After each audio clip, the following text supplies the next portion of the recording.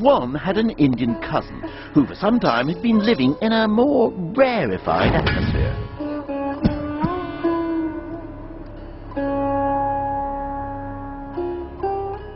The Indians seem to have been less concerned about military organisation than about renouncing the world and finding enlightenment. But Nirvana isn't just down the road. To reach it is a very, very long journey, which takes a very, very long time. And to convey that fact, the Indians came up with some stupendously big numbers. Take a raju, for example. A raju is the distance covered by God in 6 months. If he travels 1,000,000 kilometers in every blink of his eyelid. Or how about a pallium? A pallium is the length of time it would take me to build a cube of lamb's wool 10 kilometers high, if I were to lay 1 strand every century. Here's one I made earlier. Well, these were the sort of numbers that could have made one feel, well, small, if he hadn't had a little help from his friends. Unlike the Romans, the Indians devised a system that could cope with vast numbers. They developed a different symbol for every number from 1 to 9. 1, 2, 3. Or if you do them quickly, you get Arabic numerals. नहीं है, अरबी नहीं है, ये हमारा हिंदुस्तानियों का बनाया हुआ है. हम लोग हिंदुस्तानी इसे 2000 वर्ष पहले से प्रयोग कर रहे हैं. It's right, you know. The numbers we use today are called Arabic, but in fact they began life here in India as early as 500 BC. But then, around 1500 years ago, or a little longer if you're watching a repeat of this program, someone came up with a stupendous, incredible, extraordinary idea. The biggest revolution in numbers since the Sumerians invented maths. A creation that would change the world. They invented an entirely new number. And it's in here, inside this tiny 1100-year-old temple in Gwalior, northern India, is this new number. And after a 4,000-mile journey, I'm finally going to get to see it.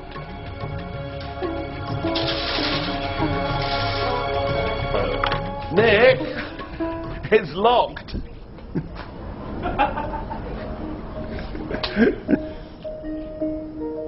So we wait, and while we wait, I start to wonder, how was it that this new number wasn't invented sooner? It's such a simple little number that takes only a moment to say and even less to write. Ah, here he is. But once invented, it transformed the life of one in a way that would eventually change the entire world. Well, here we are. The first undisputed example of India's greatest invention. The new number. The holy grail of numbers. 0. For the first time in human history, someone had made nothing a number. The inscription says that a garden was planted to produce flowers for the temple. And to ensure that they had enough, that garden had to be 187 by 270 hastas, about 20 acres. Well, while the Romans were using numbers to record their conquests and count dead bodies, these people were using them to make sure they had adequate supplies for their flower arrangements. You might say, what's all the fuss about? I mean, what's so wonderful about inventing a symbol that means nothing? I mean, if somebody asks me how much I've got in my hand, I can just say, well, I haven't got anything in my hand. I don't need a 0 to do that. Well, a 0 on its own would be nothing, obviously. But when you teamed 0 up with 1, magic started to happen.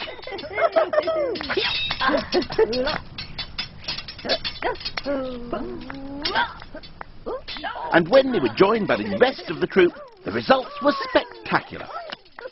With just 10 digits, the Indians could make numbers infinitely large,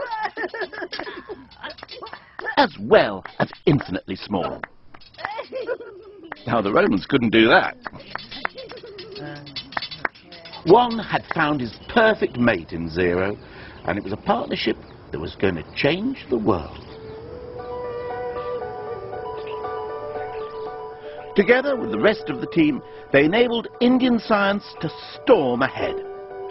Indian astronomers, for example, were centuries ahead of the Christian worlds.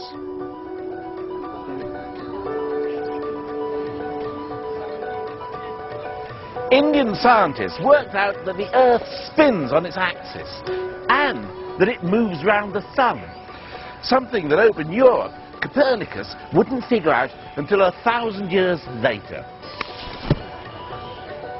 Indian scientists also calculated the diameter of the globe, and they were less than 1% off what it actually is. All this was possible because of 1, 0, and the rest of the troop of performing numbers. They were a sensation, and their fame soon began to spread across the globe. A conflict with the numbers of Rome was bound to happen sooner or later.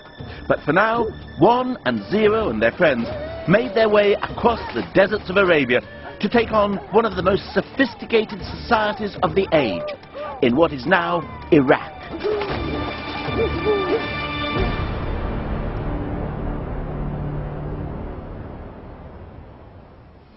When Islam was little more than 100 years old, Baghdad was ruled by the great Caliph Al-Mansur. Now, the Caliph wished his people to live according to the Quran, so he set up courts and judges to apply the law of the Prophet. Now, the law of the Prophet is full of instructions that require serious mathematical calculations if they are to be carried out exactly. For example, unlike Christianity, the Quran insists that women share in any inheritance. The book says there is a share for men and a share for women, each share depending on the number of other relatives and their relation to the deceased. Working all that out required fractions and ratios, but these were people who counted on their fingers. It's not like they weren't up to complex arithmetic, it was just their number system was holding them back.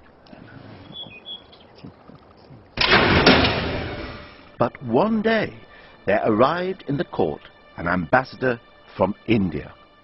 He had to present the great Caliph with a gift of some sort. But the Caliph was a man of infinite riches. It was hard to know what to give. I mean, an I Love India t-shirt was hardly going to do the job. The ambassador, however, had thought long and hard about this, and had decided to present the Caliph with the greatest gift he could think of. The gift of numbers.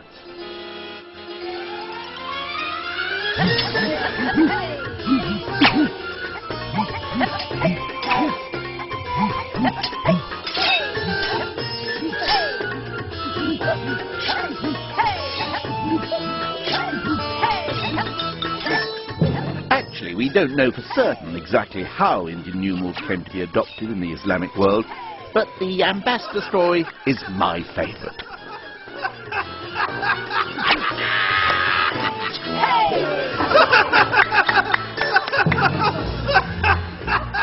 What we do know is that Muslim scholars were bowled over by 1, 0 and the rest of the troop. And the most famous of these scholars was a man by the name of Al-Khwarizmi. Al-Khwarizmi. Al-Khwarizmi. Khwarizmi? Al-Khwarizmi. Al-Khwarizmi. That's right.